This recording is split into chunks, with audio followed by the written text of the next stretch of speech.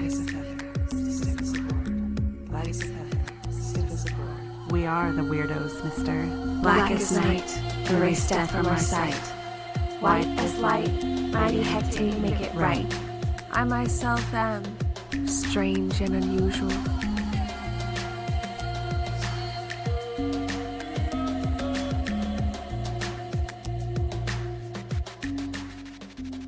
Cast a circle, spark some incense, and grab a cup of tea, because it's time for the Cousins Coven podcast. I'm Sharon. And this is Wendy. Welcome back to the Coven, you guys. Yay! We hope you all had a really good Halloween, Samhain, all that good stuff. Yes. I know we definitely had some fun updates. We did. We had a really good time. So where should we start? Well, first Samhain together, so that was really exciting. Yeah, that was really exciting. So we just made up the table and we had candles and we called on our ancestors, and then we used spirit box and yes, dowsing rods. Yes. And you had this great, what would you call it? FLIR, infrared? Yeah, FLIR camera. So it's infrared and it can see like inside walls and it can see color. The heat. Yeah. So we were kind of doing this with your daughter, Clarissa. Mm-hmm. So the three of us kind of just had this great little Samhain ghost hunting experience. Yeah. And this is our first time doing all of this together. Mm-hmm. So I felt like immediately when I came to the party, you guys had already been going for a little bit. Right. So did I miss anything exciting?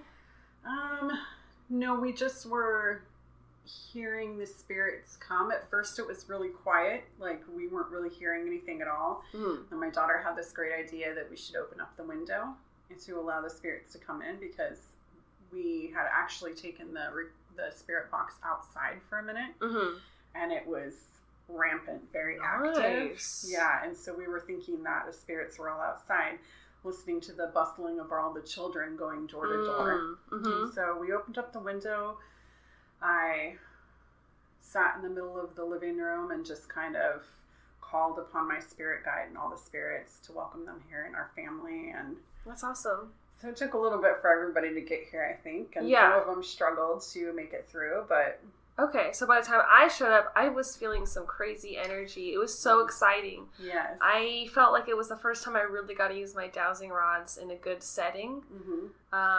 I guess I could say I had the rods in my hand, which if you're not familiar with those, you can just kind of ask yes/no questions, or even ask like, oh, maybe what letter of the alphabet their name started with. But I only was doing yes/no questions that night, or show me what direction to start ghost hunting in. Right. And so we were all kind of in one gathered area, and I just felt so much energy and like tingling in my hands. My rods were moving. I was super like, whoa, ghost hunting with these two girls is intense, because the two of you just like amplified all this ghost energy so easily. Right. Well, I felt so easily because by the time I got here, there was so many spirits. Yeah. I think we had like around 150 apparently. Yeah, we asked the spirit box how many people are here. Or was it the dowsing rods? Yeah, we were asking the dowsing rods how many people were here. Yeah. And so we were kind of cycling through, like, well, who do we talk through first? Mm-hmm.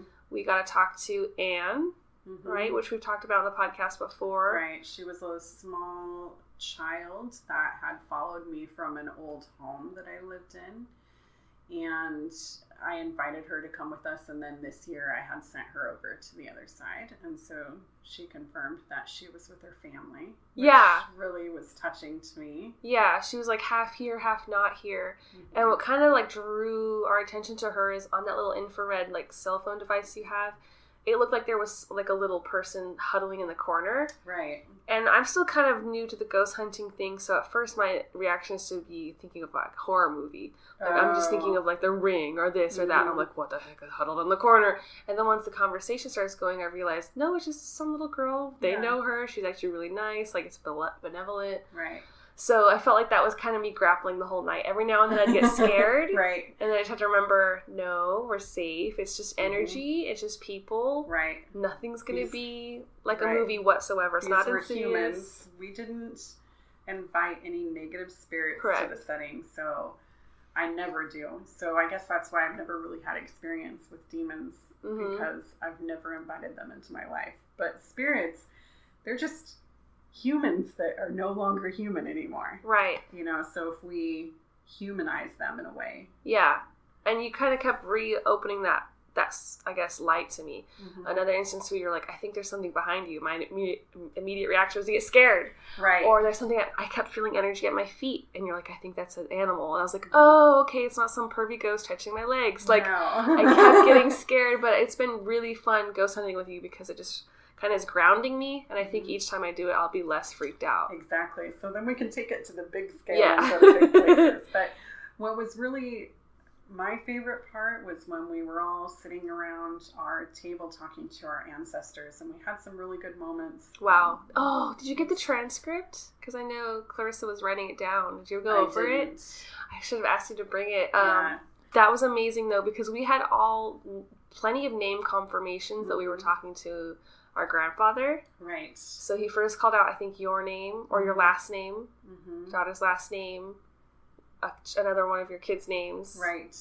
And then he asked about your brother. Yeah, they said the spirit box, they could hear in the spirit box, I think, Sharon, I just have one question, is what you heard. Right. How, like, is your brother doing? And so it was just so crazy. We got all these names and confirmation, and just, like, you were listening to the spirit box with your headphones in, so that when I ask questions, whatever answers we get, like we were talking about last episode, is kind of unbiased. Yeah, so Wendy doesn't really don't know. Yeah, or whoever is using the spirit box really doesn't know. So, and so we were cycling through.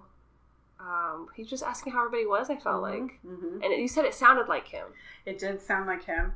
And then my favorite part was that, we were just basically going down the line of all the people that we had pictures on the table. I felt like we were asking, are you here? Are you here? And then when I was trying to contact our aunt who had passed away, she literally was talking through, but it sounded like she was trying to call me on a telephone. So she sounded so far away, and like there was a little bit of static, but I could tell it was her. It was just like I was having a phone conversation. I wish I could have heard it. Yeah, me too.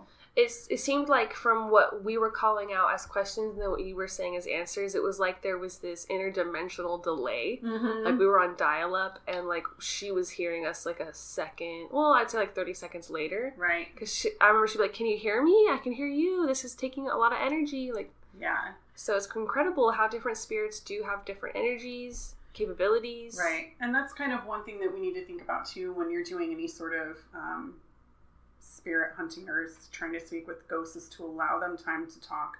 A lot of times we'll be watching ghost hunting shows. I was binge watching yesterday, and I feel like, I don't know if they cut it down in a way that it makes it seem just like for they TV. don't, like they don't use enough time. But I've been with other spirit hunters. I feel like they don't leave enough time for the spirit to respond. And it could take them up to minutes, I feel like, for them to actually respond to you. Yeah, but there was I would say maybe time was going by like crazy because you're not really paying attention when you're doing spirit communication. Right. But it felt like we had maybe a solid 30 minutes to an hour where we would ask a question and we were getting intelligent answers back. Right. Like back to back. And it was pretty rapid fire other than our aunt. So. Yeah. Yeah, it was really fun.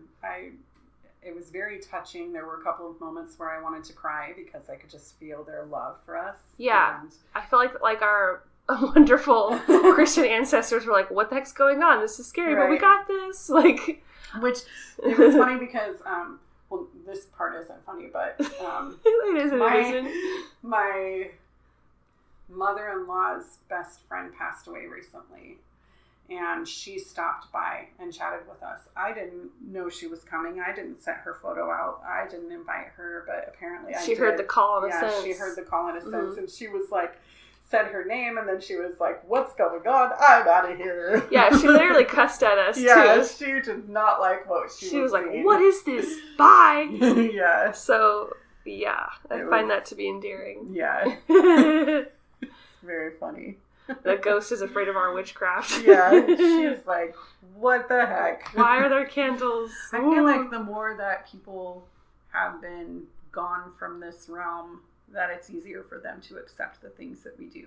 Yes, because I felt like I have spoken in depth, I think last Halloween, on my first experience with my grandfather. And he was much weaker, and that was like years ago. I want to say 5 or 6 years ago. Right. And this time, it's like he knew the deal. He was more familiar with this communication. Yeah. Because I feel like the more it's like practice. He probably realizes, oh, I can talk to the other side. Mm-hmm. And it was really cool. It's a great experience. And I don't know if I'm jumping ahead, but something happened when I got home. Let me know. Yes. I've been waiting to tell you like all week because I always have to save it for podcasts. But I got home maybe 10 till midnight that night. Yeah. You know, the veil's thin. Yeah. But the veil stays thin, I think, for like a couple of days. Yeah. And so I got home, and before I even pulled away from your house, I don't know if it's necessary to say this, but I just said, nothing, follow me home. Well, unless your grandpa, Debbie, or Jim, you can follow me home. Family. Yeah. Mm-hmm. And then I just go home. And so anyway, I'm in my room. I've been home for maybe like 5 minutes. I'm just kind of settling in. And then I finally get in bed, and everything's quiet. The whole house is asleep. But I heard footsteps in the kitchen, walking in the kitchen, coming down my stairs, turning on the automatic light sensor, and my feeling was like, Grandpa. And I just went to sleep. Oh. And then the next morning, my mom, who I'm living with right now, she said, were you up at like 2 o'clock in the morning? I heard footsteps. I was like, no, it wasn't me. We asked everyone in the house, were you up, were you up, were you up? And she was like, huh. And I told her, yeah, I just had this feeling like it was Grandpa. Don't be worried. And she was like, yeah, that's what I thought too. That is so touching. Like, we both just thought it was Grandpa walking through the kitchen. So maybe he came down to see your mom. I think so. I think he did. Because, like, for us both to have that thought, like, when she said it too, I was like, okay, that's confirmation. That's awesome. So he definitely came back. Oh, that is so sweet. Isn't it? I had experiences after you left too. Yes. It was more like I was... Because your house was full of spirits. My house was full of spirits, and so I had to do kind of a closing down of everything. Okay. So I know Clarissa went to bed. Everybody else was asleep except for me. I'm just sitting in my room, and I'm just like doing this mantra in my head of thanks for coming. This door is closing. You have till 2:45 to leave. Oh, okay. I was like, just in case you guys want to do anything, and it was pretty much. I could hear people walking around. It was really noisy. I know none of my family was up. I did ask everybody. And my daughter had to work the next morning, so she had to be to work, like, we had to get up at like 4 a.m. So not much sleep. Yeah, so not much sleep. So I was literally listening to people walk around, but I knew everybody was out. And so similar experiences. Did you get a sense of it was anyone that we knew or not?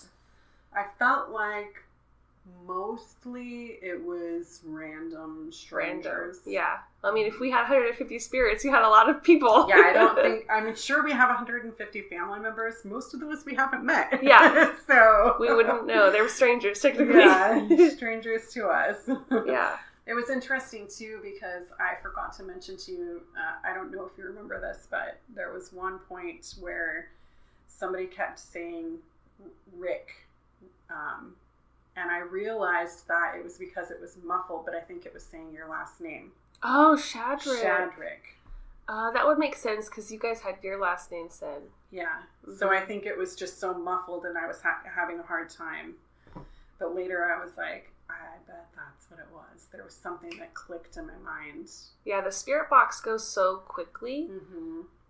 So is it manipulating just radio frequencies, or do ghosts put their own voice in? Both. Okay. So like in the instance where I actually heard Aunt Debbie's voice, that wasn't manipulating a frequency, that was her own energy. That's why it was taking so long. Grandpa, when I heard him talking, and it wasn't just his voice, it was his feeling too. So for me it was like when he was like, oh, okay. You know, I was like, that sounded exactly like how Grandpa would say that. So like that was his own voice. But I can't speak for people that I don't know. Like those other spirits, I'm like, could they be using and manipulating? It's hard to say. Yeah, exactly. But it could be their voices. It was really cool, and I can't wait to do more ghost hunting with you. Yes. Like, I feel like you definitely bring that energy of spirits that are drawn to you.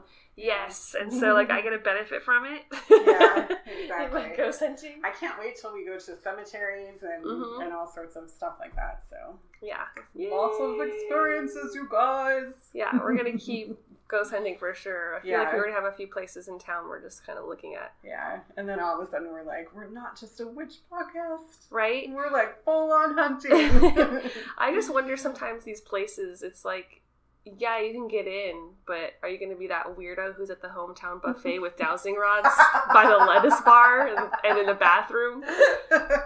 So I mean, in yeah. some places I think it's allowed. Yeah.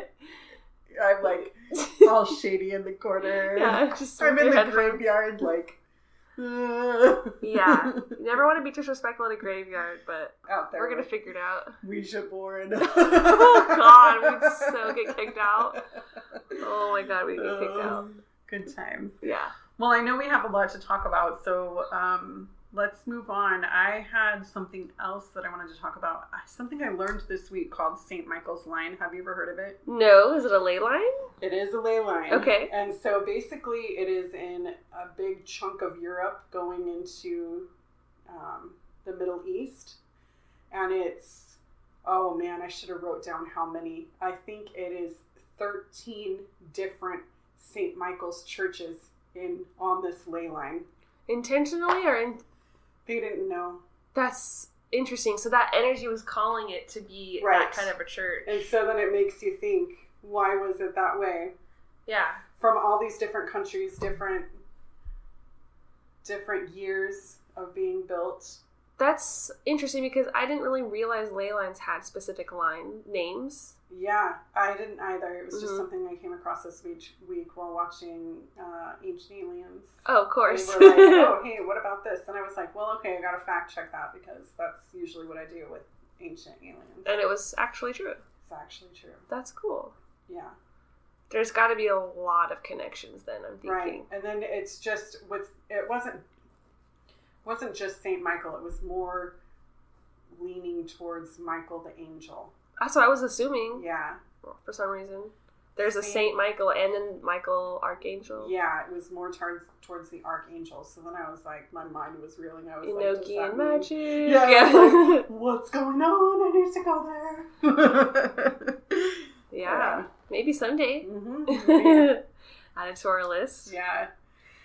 And then I kind of came across this other thing also in Ancient Aliens. They were talking about kind of AI and ESP, that scientists are really doing more and more tests on ESP and finding out how interconnected that we really can be. Mm-hmm. And just doing all of these testing back and forth. And so I was watching all of these videos online. Very interesting that there was this gentleman, a scientist, he was saying how he could, within minutes, tap into a specific frequency that the computer allowed him to tap into. Like he had these nodes attached to his body and then he could tap in. Okay. And then use that energy to heal himself. And so they would use the FLIR camera on him, that same camera, kind of camera that I had, like a thermal camera. Yeah. And then you could see his aura expanding out of his body and going back into his body. And he created an energy ball, and the FLIR camera saw it. Was this more ghost hunting shows? No, that was also on Ancient Aliens. Okay. I've seen that on, I think, OG Ghost Hunters, where, like, some psychic guy, his energy was, like, going out of him and into the room. Mm-hmm. And when I was using the rods, did you see something similar, but not as intense? No, it was, oh my gosh, we didn't even talk about this. Yeah. So you guys do Back to our remember ghost that? hunting. You're right, I know. It all revolves around ghosts. Do you remember several months ago I was talking about how I made this Enochian seal? Oh! We saw lights flickering out of the seal. Yeah, it was like the- this whole bright Yes. frequency. And so you could see that, and then as soon as one of us touched the seal, the whole That's thing right. changed. So you could see Sharon's aura was this nice purple. Yeah. My daughter's was this beautiful pink, and mine was like an indigo color. So you Yeah. could see it, like, you could see how the frequency changed. It was super weird. And it was emitting its own electrical charge. It was. Their Enochian seal is so dripped and wax at this point, and so many different things have probably gone into there. Yeah. It's pretty massive. And so, like she said, when we touched it, the whole camera would change that color. Mm-hmm. And so that was I'm fun. like, come on, science. Magic is real. Exactly. Don't tell me. You can't tell me. I love getting confirmation that my aura is purple, though, because that's always been my favorite I know, color. right? So, yay. It's awesome. Yes, fun times. Yeah. Shall we move on to today's main topic? Yes, let's do it. I know this is a big one. I know. So, as always, we love to go between the paranormal and aliens, and I think this is one of those topics that kind of like covers both of them. Mm-hmm. So, we're going to go into crop circles today. Woo-hoo! So, as you should know, they are perfect circular designs and even artwork, and they've mysteriously appeared overnight in fields all across the world. And we want to know, are they made by alien visitors, humans, or some other supernatural force? And what is the message behind the geometry of crop circles? So I came across a little fun fact that said kind of like, the First Nation people, which is what is considered to be Indians in Canada. Okay. So they call them First Nation people. And they witnessed they were the first ones to witness crop circles. In Canada. Several hundred years ago.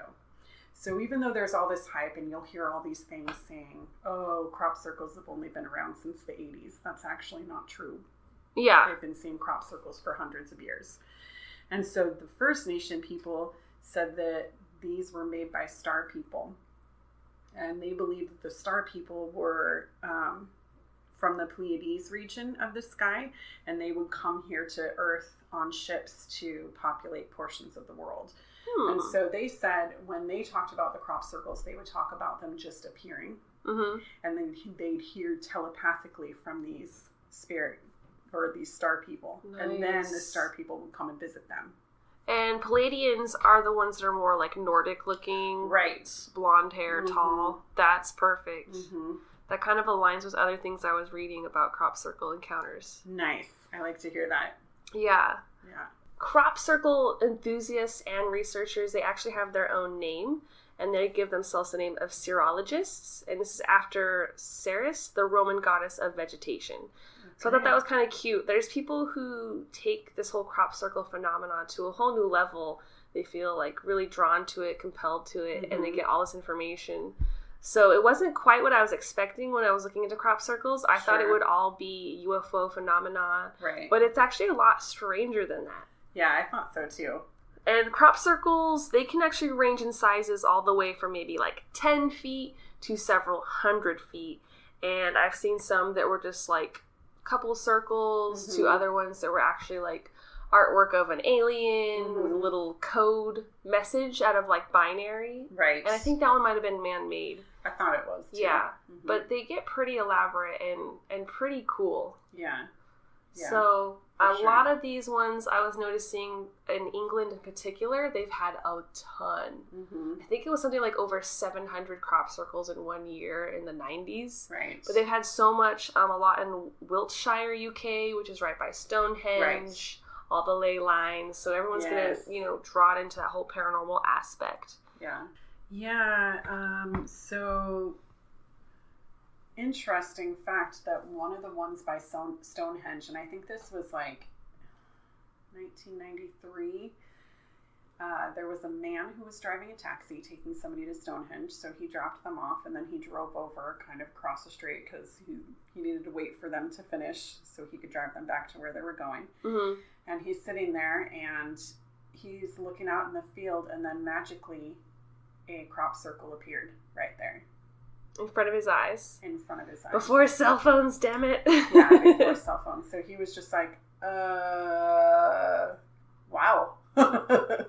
Yeah. And it was just a geometric pattern. Okay. Mm-hmm.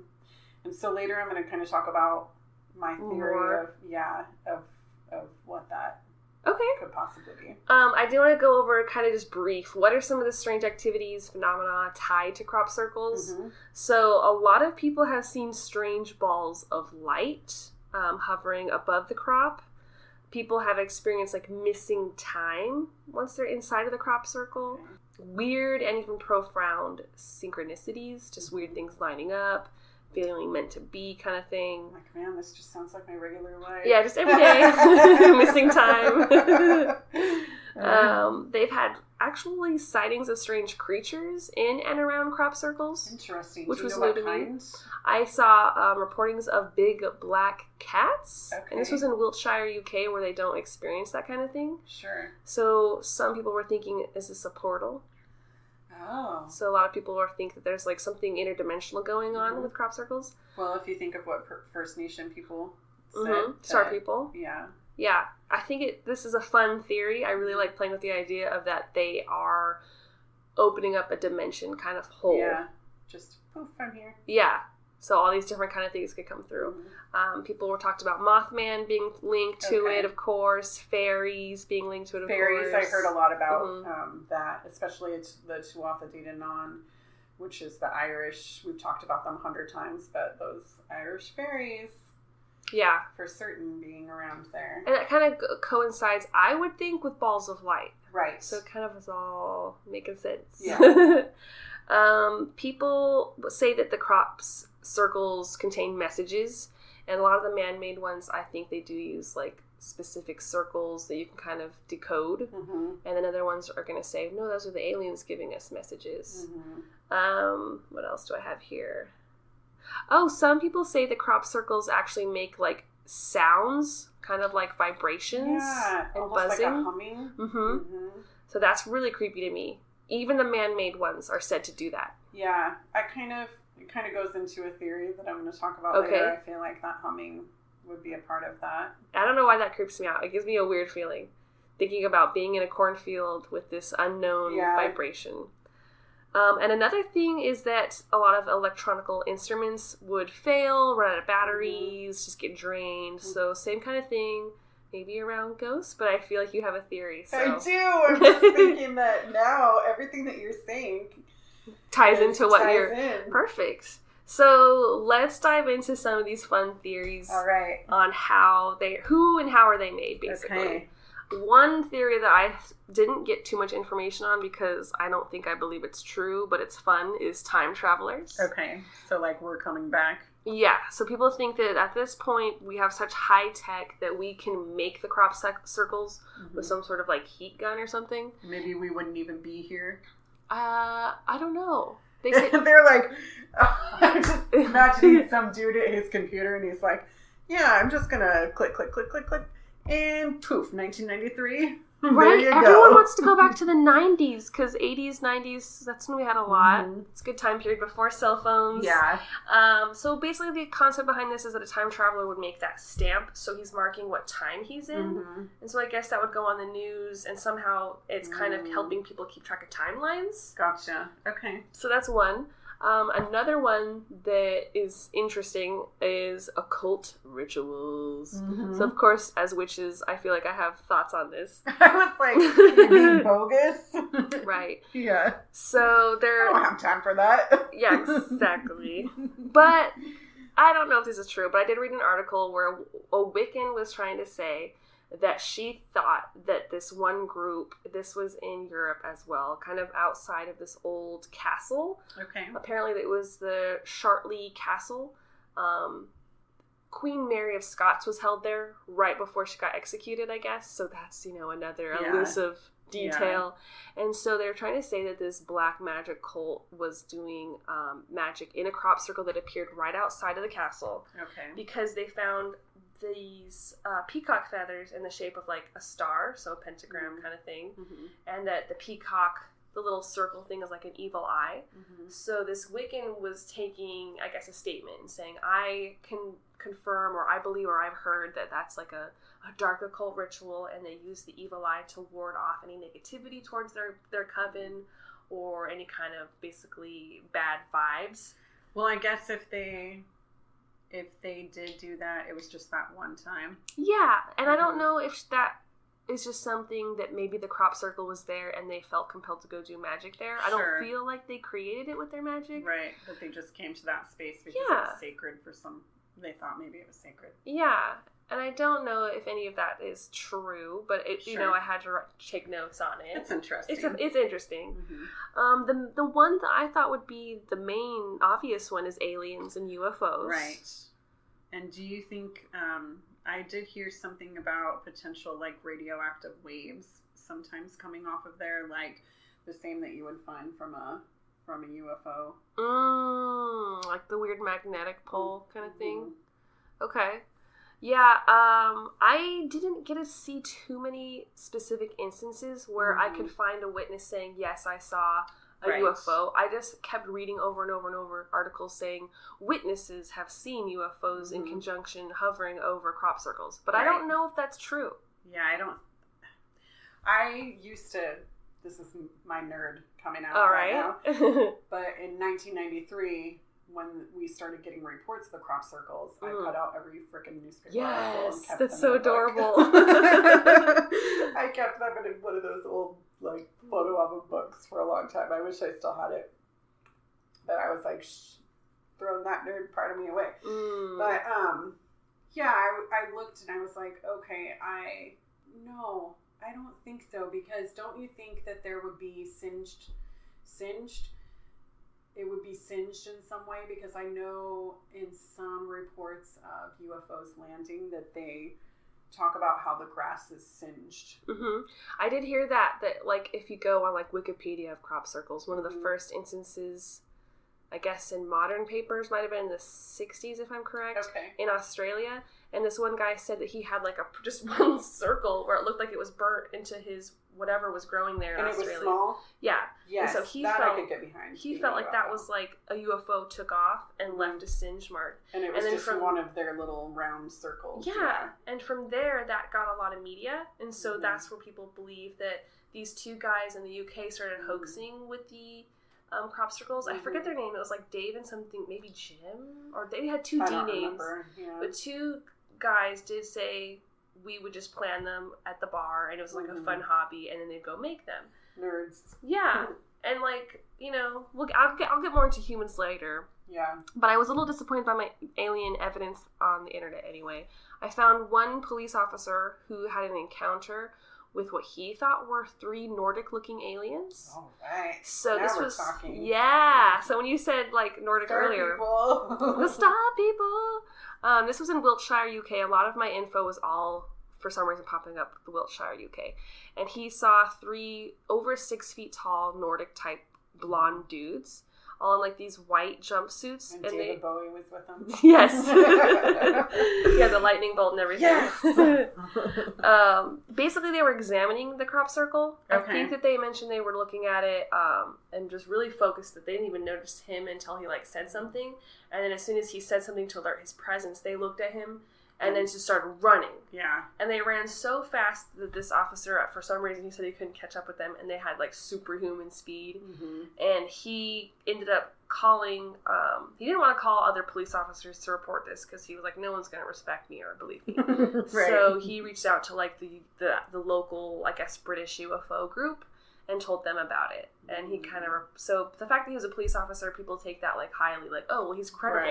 Right. A police officer saw aliens, but really he just saw 3 blonde dudes. Right. They could have just been people who were into crop circles who got scared of trespassing.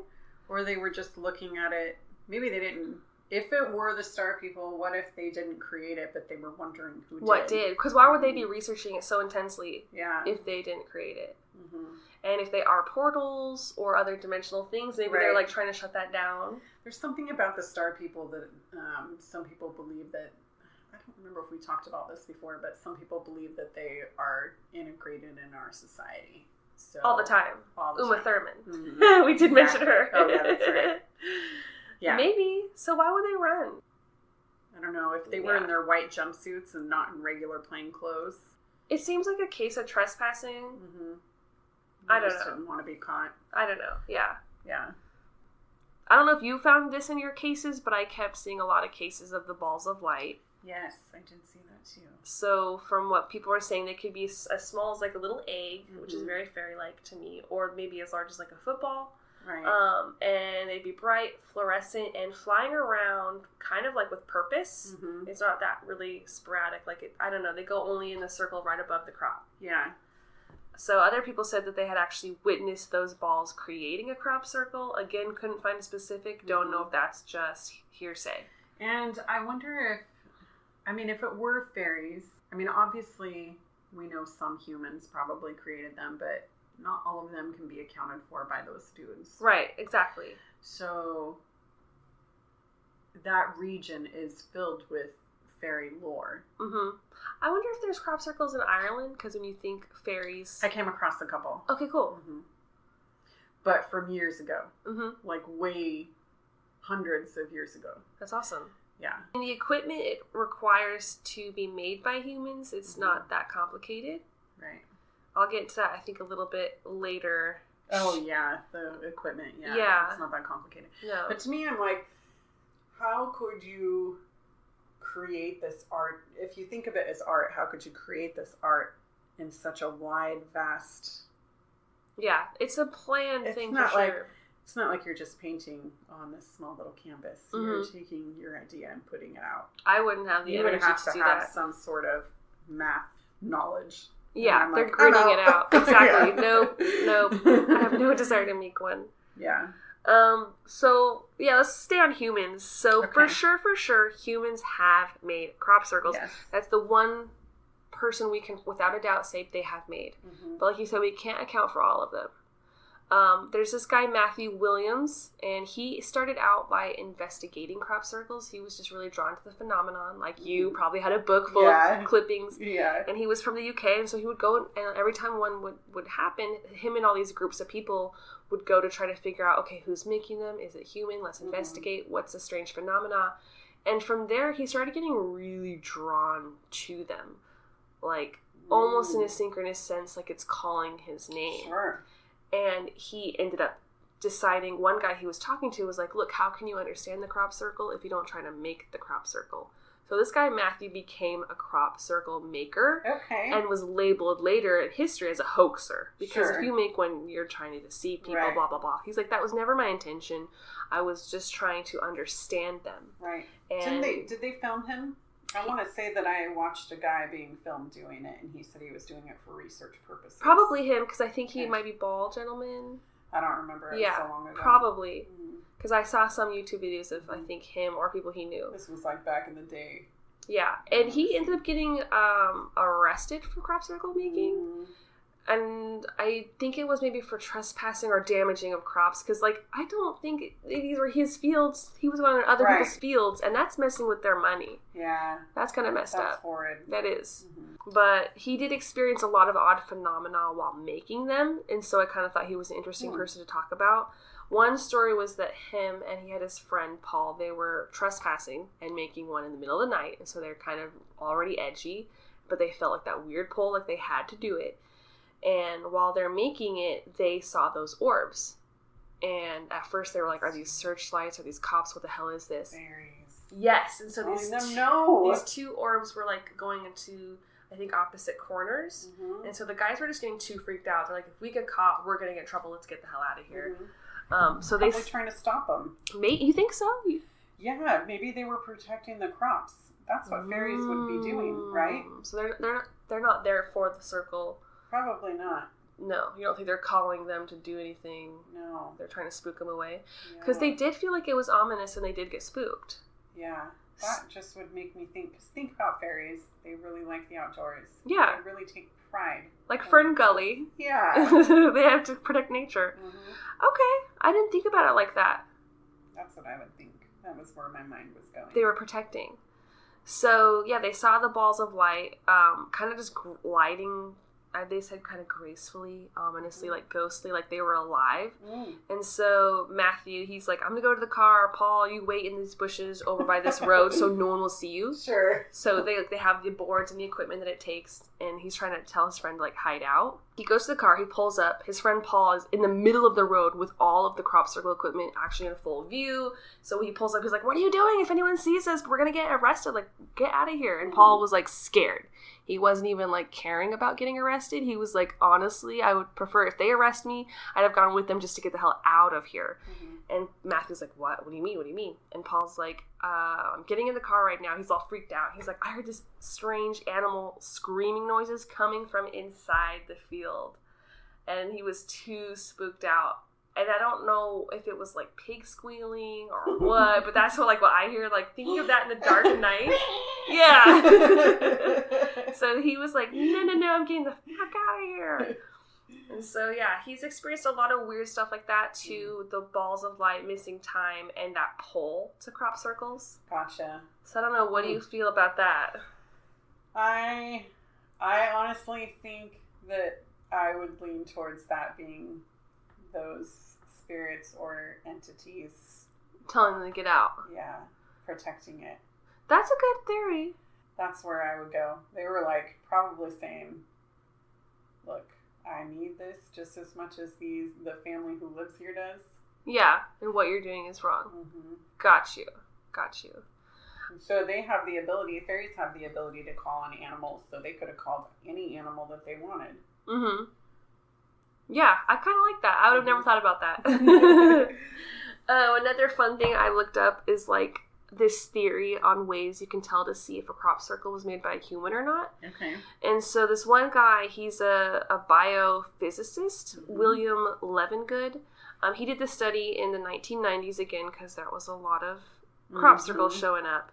And he was saying how the stems of the any kind of corn type plant has these little knuckles at several positions, and that those knuckles allow the plant to bend towards the light. And so when he tested and found out that any of the plants inside of the crop circles, the nodes had been longer and anything outside of the crop was undisturbed. And so they simulated that whole process by microwaving corn stalk and realizing that would mess up with the node and make it lengthen. So they believed that aliens would use heat to create crop circles. Okay. And that would be how it would be more paranormal, where humans are just using simple tools and it's not going to affect... Like a board with a rope. Yes, exactly.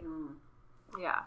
So I don't know if that's true, if that study is validated, or if that's all a lie. Yeah. During that time in the 90s, there were so many. There were even crop circles in the United States.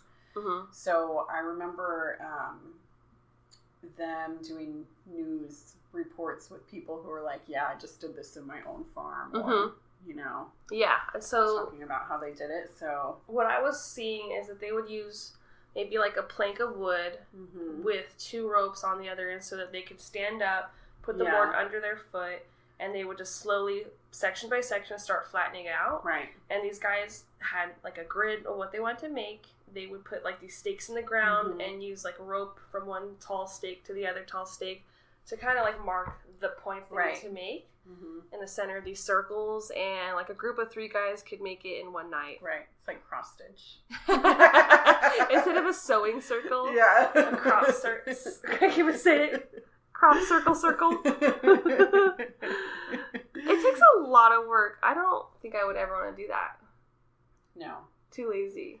Yeah. I would go in one. I would go in one. Yeah. Hands down. A lot of people who suffered at the hands of people making crop circles, they would try to charge people to come look at them. One lady, she was like, I lost a lot of money because of it, but I decided I would charge $2 to let people go in my cherry picker, raise them up, and they'd get an aerial view of it. Oh, that's and cool. Take a picture. And I was like, oh, that's sweet. Yeah. Help that lady get some money back. Yeah, for sure. Those poor people. I feel like legit crop circles didn't happen in areas where it was somebody's farm. It was a lot of legit crop circles are not as big as the elaborate ones that humans make. So you're thinking paranormal ones are smaller? Yes. And what do you think is making it? So I actually had a couple of things. I kind of want to backtrack just a teeny bit. I forgot to talk about this earlier. Yeah. I wanted to talk about how it affects animals. Yeah. So I came across this really cool thing.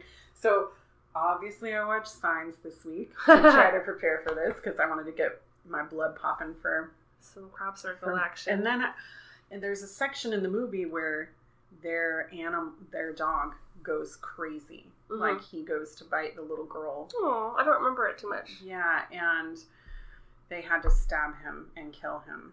Oh my God! Because he became vicious. And so I was like, I wonder if that's true. So a lot of things that I was researching, it said that there are some effects that it has on animals. Like they can react to the ultrasonic sound waves that are around the crop circle, and they become agitated, angry. They become extremely protective of their owner. They have mood swings.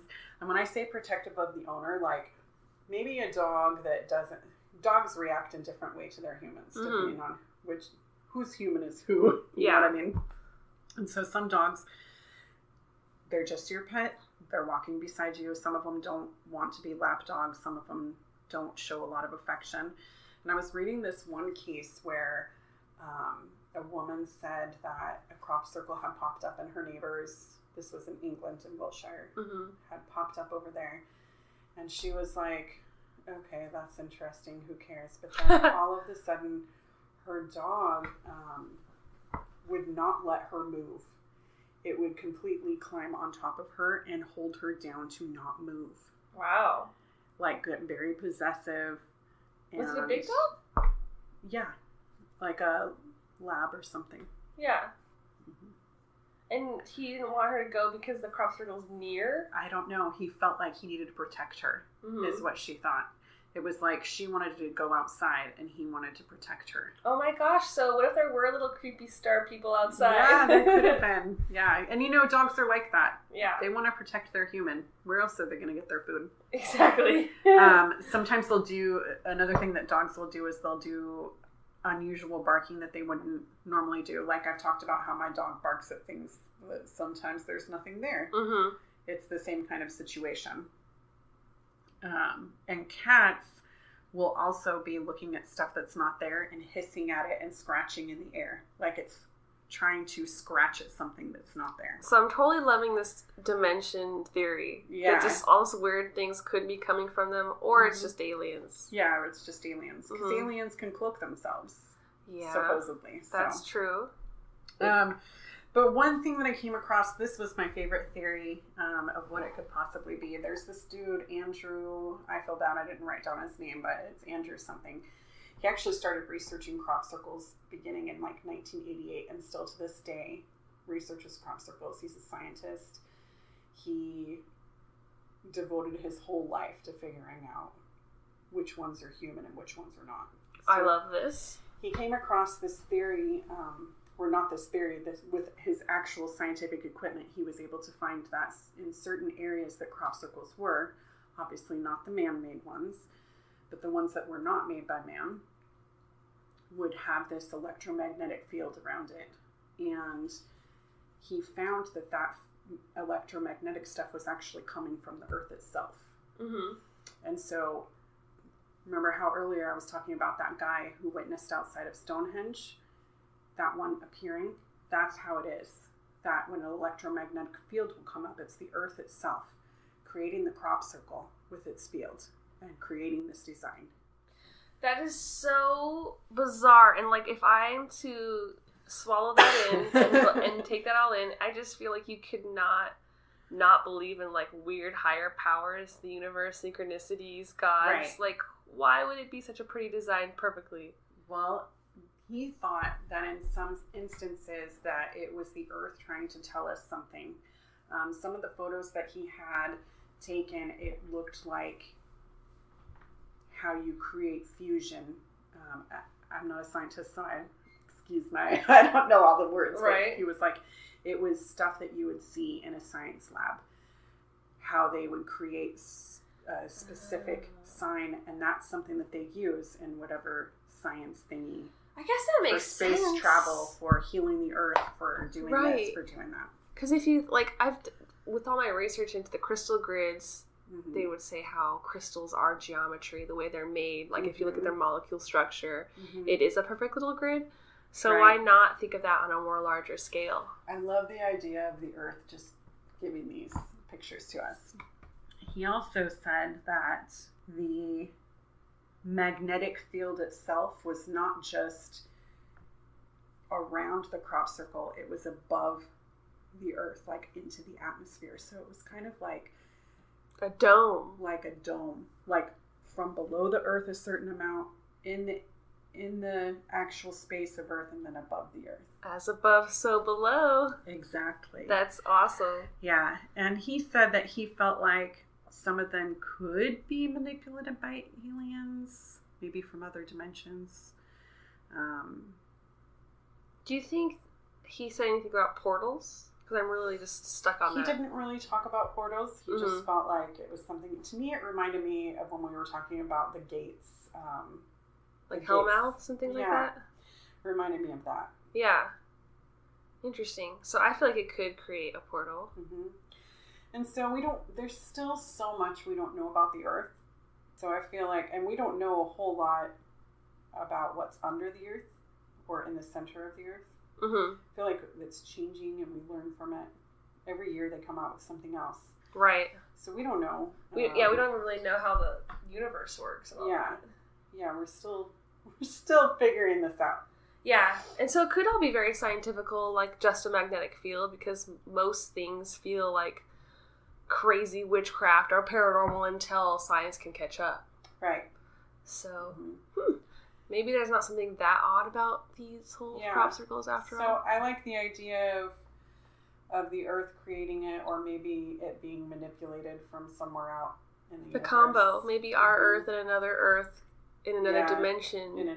Can make these little slips, bringing in these weird balls of light. I also like the idea of somebody just sitting at his computer from like the year 5622, and he's like, I think I'm gonna fuck with these guys today. Just doing a weird program, like it's Minecraft. Yeah, that you can do in our actual Earth from the future. Yeah. These time travelers. He's like, if I just put in this code right here, boom, they believe they're in a simulation now. Yeah. This is one of those things where, like, if I want to have fun and let my imagination run, I'll go with all the paranormal stuff. But I am totally aware of the fact that humans can do complicated corn mazes, complicated art. Like, just because it's seen by the aerial, up in the sky doesn't mean it's not man-made. So I would love to think that they're not all man-made. Yeah, but I really don't know. That one in Australia, from what I saw of it, I believe that that's real. Like, yeah, because it's more like a burnt mark. Yeah, and it was not on any grand scheme of things. It wasn't huge. It was small. And oftentimes when you see potential UFOs, you'll see 3 marks in the ground. Oh, like they're little pedestals? Circular. Where it's burned into the ground. Awesome. I've heard that for years. I've been hearing that. I didn't know that. I definitely need to get more UFO sightings in my life. Yeah. I see this summer that we have 3 places in Oregon where it's blackout zone, what they call blackout. That means you can stay in a house or in this area or go camping in this area, something like that. And you have 0 light from any city. So you're in this blackout zone where it's nothing but stars. And so you'll see these beautiful pictures that people take where you can see the whole the Milky galaxies. Way. Yeah, oh, that'd be really pretty. You can see that. So those photos are actually real. So if you see someone that says, "Oh yeah, I took this in the desert in Oregon," that's real. Yeah. I am scared. I got scared ghost hunting in your living room, so I gotta work on my courage to go out in the dark. Well, we have a while. It's so cold over there. We're not gonna go now. Yeah. We'll have to do more indoor ghost hunting. Yeah. But yeah. I don't know what I would say. The magnetic field thing seems kind of plausible, but I love the paranormal idea. I do like the fairy thing. I really enjoy the thought of protectors. Yeah. I mean, I feel like lately I've just been hearing their name over and over again, the Tuatha De Danann, like in everything that I've been watching. Research. Yeah, I feel like everything I've been watching, it could be some random show and that name comes up and I'm like, is this where we all came from? Let's leave them a little berry offering. Definitely in the springtime, but maybe before. Just be like, hey. Just love those guys. Little fairies. Anything else on crop circles? No, I really loved it. This was a good research. It was fun, yeah. I'm always like, it's like Roswell. Like you expect to find way more alien stuff, but Google doesn't want to show it to me. I know, right? It's like we're being tamped down by the man. We really are. I love it. Alright guys, thank you for listening. Make sure to join us next Wednesday for another new episode. And in the meantime, you can always find us on Twitter, Facebook, and Instagram at Cousins Coven. And you can check out our blog, cousinscoven.home.blog, where you can find our witchy words of wisdom, spells, and all of our archive podcast episodes from season 1. And if you guys have any research ideas that you'd like us to talk about, witchy questions, any fan mail, or your own paranormal experiences, send those into cousinscoven2@gmail.com. We'd love to hear from you guys, so please like, subscribe, and share with all of your witchy and weirdo friends. And may you find happiness in your heart, love for yourself, and joy in each other. Blessings to all.